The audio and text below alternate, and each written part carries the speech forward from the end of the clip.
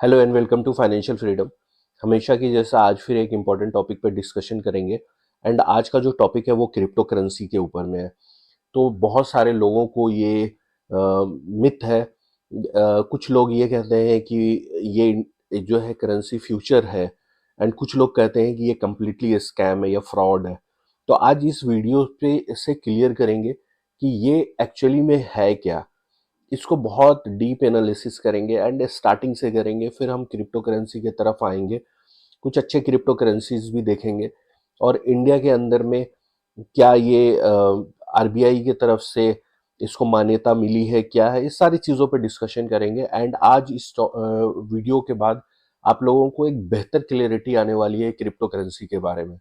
तो video start करने से पहले मैं आप लोगों को बता दूं कि अगर जो लोग को भी मेरी वीडियो से लगता है कि ये वैल्यू एडिशन आपकी लाइफ में या आपके नॉलेज में है, तो चैनल को सब्सक्राइब ज़रूर करें, क्योंकि ऐसे ही इम्पोर्टेंट वीडियो मैं आप लोगों के लिए लाता रहूँगा।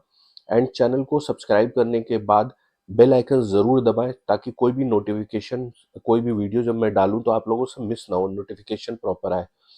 वीडियो अच्छी लगती है तो लाइक करें, सब्सक्राइब करें एंड शेयर ज़रूर करें अपने फ्रेंड्स एंड रिलेटिव के साथ में।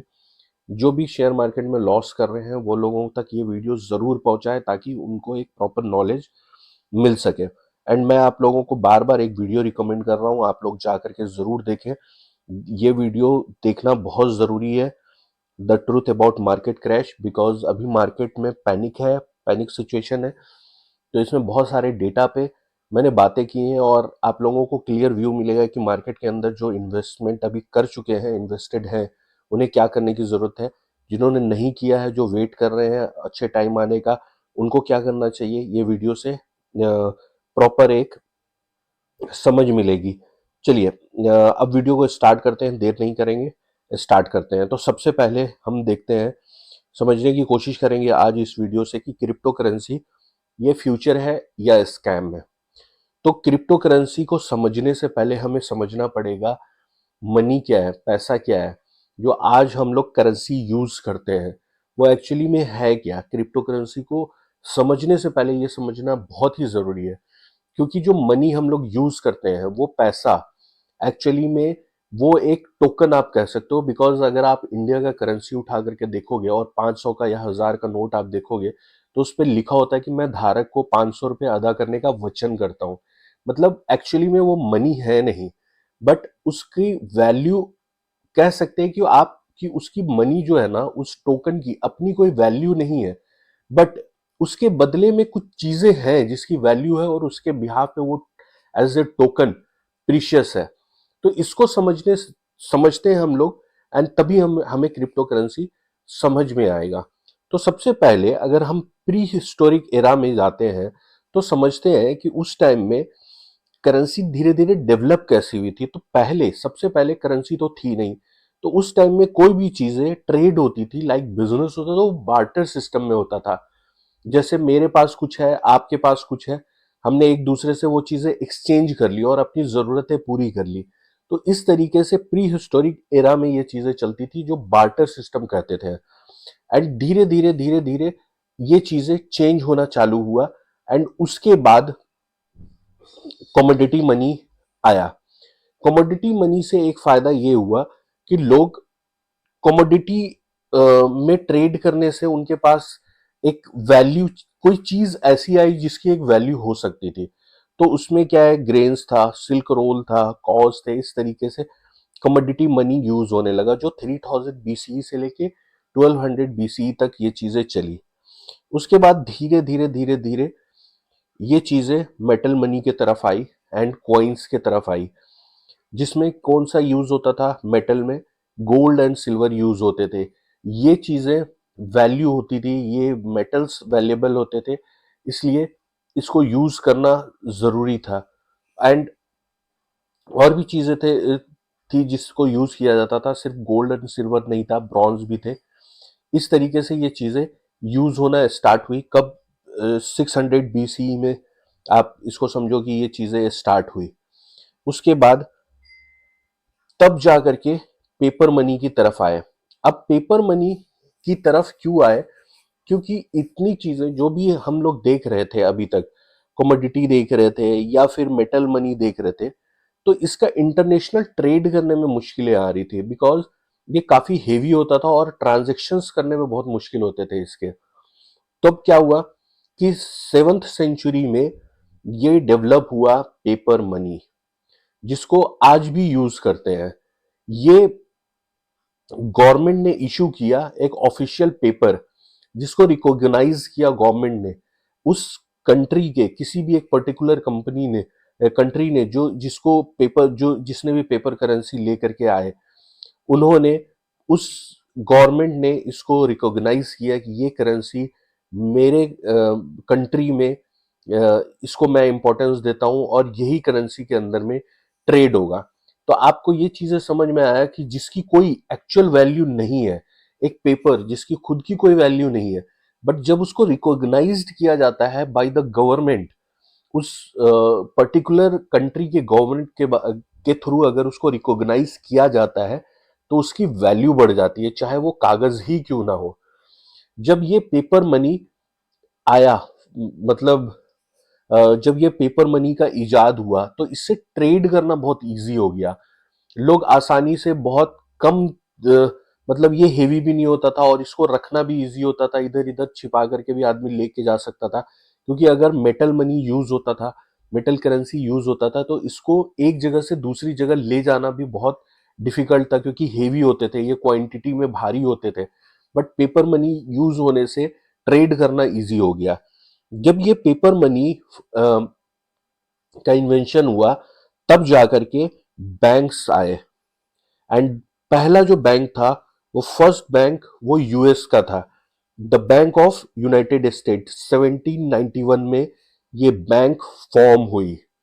उसके बाद इस पेपर की करेंसी जो थी, इसको गोल्ड स्टैंडर्ड में कन्वर्ट किया गया। मतलब गवर्नमेंट ने ये बोला कि अगर जिसके पास भी गोल्ड है, वो मेरे पास ला करके, मतलब बैंक में ला करके इसको आप रखिए, और उसके बदले में हम आपको उसकी इक्विवेलेंट हम आपको एक टोकन देंगे, जिस पे लिखा होगा कि मैं धारक को 500 या 1000 रुपए देने का वचन करता हूं।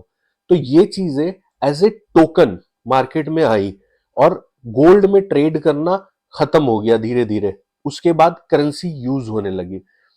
एंड तब उस टाइम में ये गोल्ड स्टैंडर्ड के बराबर होता था। मतलब आप अपना गोल्ड ला करके बैंक में रखिए, आपको टोकन मिल जाएगा, एंड जब भी आप उस टोकन को सबमिट करते हैं, आपका गोल्ड वापस मिल जाएगा। तो इस तरीके से बैंक फॉर्म हुई, और बैंक फॉर्म होने से गोल्ड का स्टैंडर्ड के हिसाब से चीजें हुई।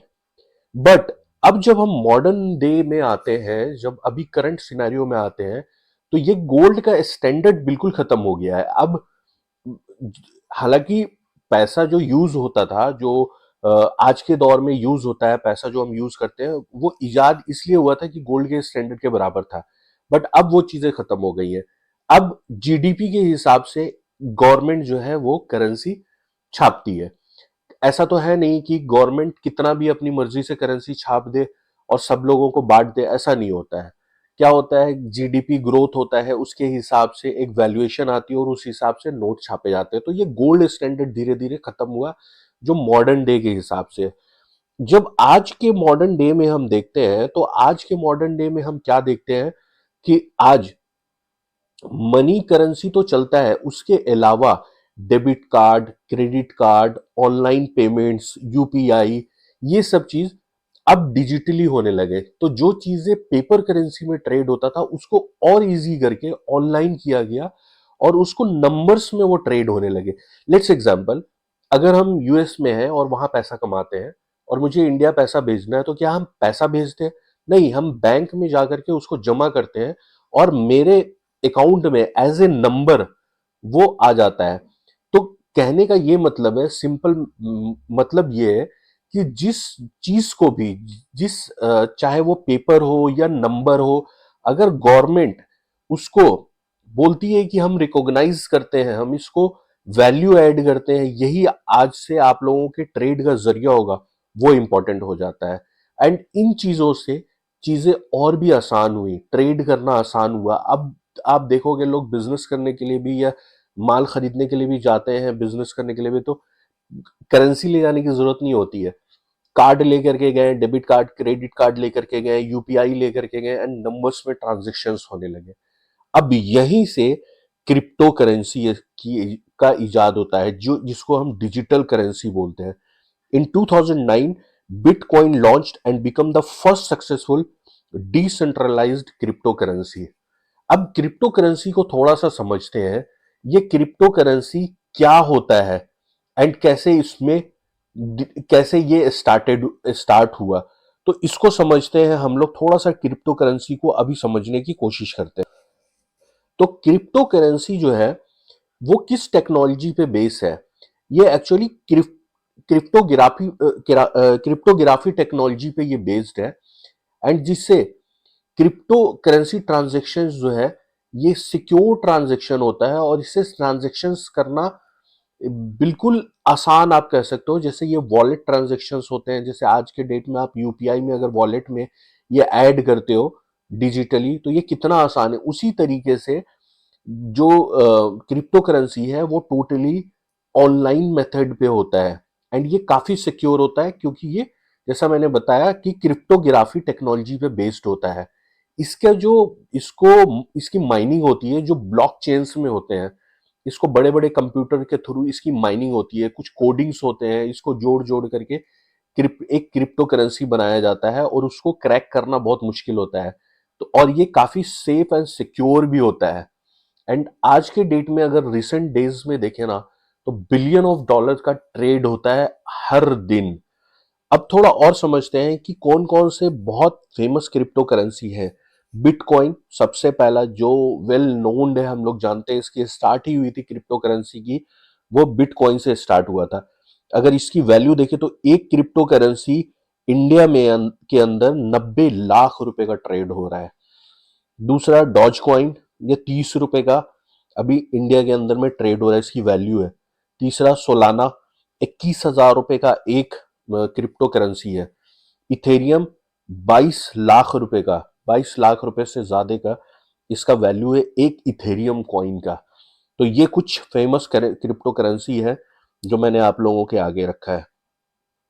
अब एक चीज समझना जरूरी है कि इंडिया के अंदर में इसकी क्या लीगलिटी है। क्या इंडिया के अंदर में हम क्रिप्टो करेंसी के अंदर इन्वेस्ट करें, नहीं करें, कैसे करें, ये समझना बहुत जरूरी है।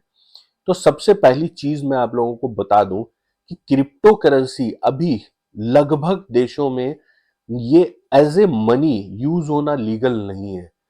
जैसे इंडिया के अंदर में सुप्रीम कोर्ट ने तो इसको अलाउ कर दिया है कि yes, crypto currency we can use it, but government ने, मतलब आरबीआई ने, इसको लीगल नहीं बताया है। तो मतलब आप एक तरफ से देखे तो सुप्रीम कोर्ट ने तो इसको लीगल बना दिया है इंडिया के अंदर में, बट आरबीआई ने इसको नहीं रिकॉग्नाइज किया है, इसको एज ए करेंसी नहीं समझा है। दैट मीन्स व्हाट, कि इसको एज ए करेंसी तो हम इंडिया के अंदर में यूज नहीं कर सकते हैं, बट चूंकि ये लीगल है तो गवर्नमेंट इसको बैन नहीं कर सकती है, इसलिए इसके अंदर ट्रेड कर सकते हैं। अब ट्रेड कैसे कर सकते हैं? जैसे हम शेयर्स ट्रेड करते हैं, ठीक है। अब शेयर की जो वैल्यू होती है, एक शेयर है, मान लीजिए रिलायंस का कोई शेयर है, वो शेयर मार्केट में लिस्टेड है, एंड उस पे हम ट्रेड करते हैं। फिर ट्रेड करने से जो प्रॉफिट होता है उसको हम मनी में कन्वर्ट करते हैं। तो उसी तरीके से बिटकॉइन के अंदर में आप ट्रेड कर सकते हो, और ट्रेड करके उसको मनी में कन्वर्ट करोगे और वो अपने बैंक अकाउंट में लोगे। तो आप ट्रेड कर सकते हो, और इसके अंदर हेवी टैक्सेस गवर्नमेंट ने डाले हैं, 30% का टैक्स इसके अंदर डाला है इस प्रॉफिट के ऊपर में। तो इसकी लीगलिटी सुप्रीम कोर्ट की तरफ से तो है इंडिया के अंदर में, बट चूंकि इंडिया की गवर्नमेंट ने एज ए करेंसी इसको रिकॉग्नाइज नहीं किया है, इसलिए हम इसके अंदर में एज ए करेंसी इसको यूज नहीं कर सकते हैं। अगर आप लोगों को ये वीडियो अच्छी लग रही है, इंटरेस्टिंग लग रही है, और यहाँ तक आपने वीडियो को देखा है, तो चैनल को लाइक सब्सक्राइब करना बिल्कुल भी मत भूलें, क्योंकि मैं ऐसे वीडियोस अपने चैनल पे डालता रहता हूं जिससे आप लोगों की क्लियरिटी बढ़े। अब जब मैंने ये बताया है आप लोगों को कि इसके अंदर में ट्रेड कर सकते हैं जो लीगल है, तो इसके अंदर में क्या अपॉर्चुनिटी है? बहुत ह्यूज अपॉर्चुनिटी है। बिकॉज अगर आप शेयर मार्केट आज के डेट में देखते हैं, तो शेयर मार्केट में करोड़ों अरबों का ट्रांजैक्शंस डेली का होता है और ये प्रॉपर रेगुलेटेड है सेबी के जरिए। एंड अभी क्रिप्टो करेंसी के अंदर में लोग, बहुत सारे लोग जानते ही नहीं है कि कैसे ट्रेड करना है। बहुत सारे लोग, अभी इसकी प्रॉपर एक गाइडलाइन नहीं आई है। तो जहां पे प्रॉपर गाइडलाइन नहीं होती है, अगर आप इन्फॉर्म्ड हो तो आप उसके अंदर से बहुत पैसा कमा सकते हो। आप इस चैनल से जुड़े रहें। मैं आप लोगों को क्रिप्टो के अंदर में कैसे ट्रेड करना है ये भी बताऊंगा, क्योंकि क्रिप्टो में भी वही मेथड यूज होता है ट्रेड के लिए, वही लाइन, वही चार्ट, वही चीजें यूज होती है जो शेयर मार्केट में होती है। बट ये कौन सा ऐप है जिसके थ्रू में हम लीगली इसको ट्रेड कर सकते हैं, क्या अपॉर्चुनिटीज हैं, ये धीरे धीरे धीरे धीरे मैं अपनी वीडियो में आप लोगों के साथ डिस्कस करता जाऊंगा। आप लोगों को एक प्रॉपर इंफॉर्मेशन मिलती जाएगी और आपको मैं इंश्योर करता हूँ कि ये चैनल पे आप जुड़े हुए हैं ना, आप साल भर अपना दीजिए इस चैनल को। आप खुद देखिएगा कि आप अपनी नॉलेज से, जो इस चैनल पे मैं शेयर करता हूं, उससे एक काफी अच्छा एक प्रॉफिट ईयर एंड में बना चुके हैं। सो मैं आप लोगों को इन्फॉर्म करूं कि मैं सेबी रजिस्टर्ड रिसर्च एनालिस्ट नहीं हूं, बट ये जो वीडियो मैं बना रहा हूं ये प्रॉपर एक एजुकेशन वीडियो है। आप लोगों से यही गुजारिश है कि आप लोग जो ट्रेड करेंगे या जैसे भी करते हैं, ये अपने फाइनेंशियल एडवाइजर से जरूर पूछें, कंसल्ट करें। वीडियो को इतना ही रखते हैं। Thanks for watching. लाइक करें, सब्सक्राइब करें एंड शेयर जरूर करें। Thank you so much. मिलेंगे नेक्स्ट वीडियो में।